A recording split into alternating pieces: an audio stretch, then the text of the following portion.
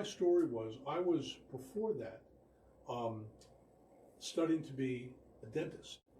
And I had finished 1 year, and at the end of the year, I started to get bad vertigo. And took, some meds, didn't get any better. And I kind of had it all the time. I didn't just have it when I, moved my head a certain way.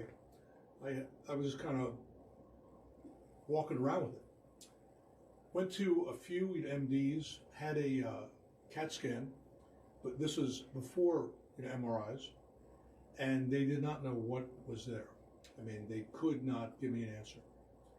A friend of mine at school was a lifetime chiropractic patient.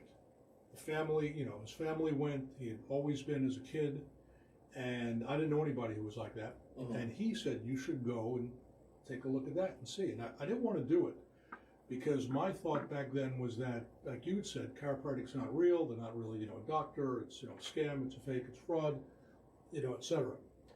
But I really didn't have, options. So I kind of ran out of options, I thought, and I decided to go with him. And they did something I didn't think they would do. They, x-rayed my neck.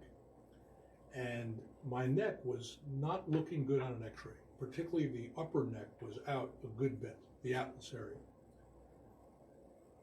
I was laid down, on a table, and the chiropractor didn't really say much. He just laid me down and went, and I didn't know what had hit me. I thought, this guy just broke my neck.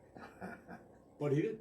And when I got up off the table, the vertigo, improved at least 50%, maybe 75%. A few visits in, vertigo's all gone. At that point, he got the idea of maybe turning me into a chiropractor, maybe seeing if he could get me to switch fields. Mm-hmm. So he invited me to go, to the office Saturday to watch him work. And I followed him around, and the stories were awesome. I talked with people. And that day I was like, you know what? I'd rather do this.